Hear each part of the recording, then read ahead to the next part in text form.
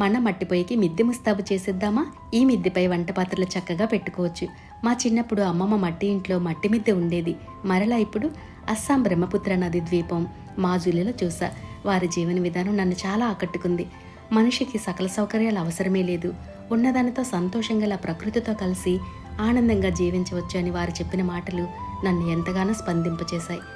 ముఖ్యంగా అక్కడిల్లు వెదురుగడ్డితో ఎత్తులో కడతారు. ఎందుకంటే నది ఎప్పుడు ఉబుకుతుందో తెలియదు కదా, అందుకే అలా నిర్మిస్తామన్నారు. అందులోనే అన్ని గదులు, వంట పొయ్యి ఇంటి మధ్యనే, దానిపై కర్రల మిద్దె, ఆ మిద్దెపై వంట వస్తువులు. భలే నచ్చింది. అందుకే నేను ఇలా చేశాను. పాత్రలు కూడా భద్రం కదా. చిన్న మాట, కొన్ని ప్రదేశాల జీవనశైలి స్ఫూర్తిని కలిగిస్తాయి, అలానే జరిగిన సంఘటనలు బాధను కలిగిస్తాయి.